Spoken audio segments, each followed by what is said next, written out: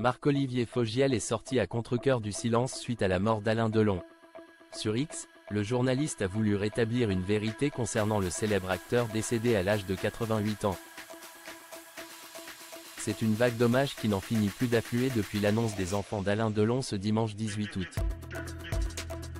L'acteur de 88 ans est décédé dans la nuit, comme l'ont confié Alain Fabien, Anthony et Anouchka dans un communiqué commun transmis à l'AFP.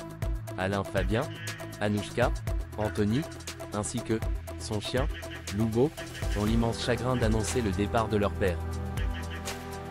Il s'est éteint sereinement dans sa maison de Douchy, entouré de ses 3 enfants et des siens. Sa famille vous prie de bien vouloir respecter son intimité, dans ce moment de deuil extrêmement douloureux.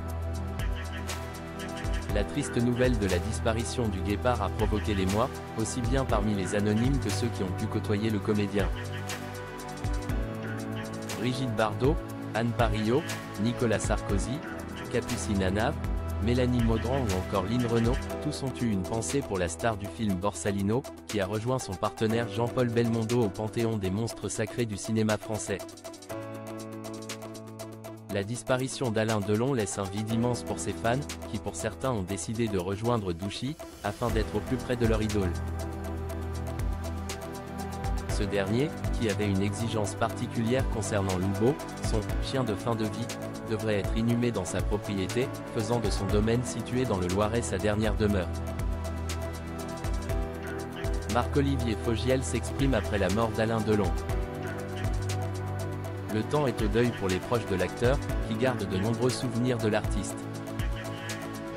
Parmi ceux qui ont connu de près Alain Delon, Marc-Olivier Fogiel a pris la parole dans la soirée du dimanche 18 août sur le réseau social X.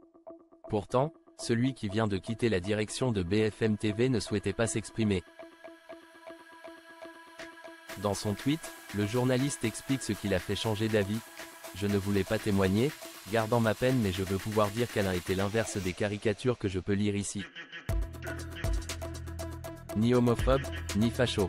Il jouait avec sa caricature mais il était tellement autre chose. Un homme bien, un ami sans concession, un témoignage fort. »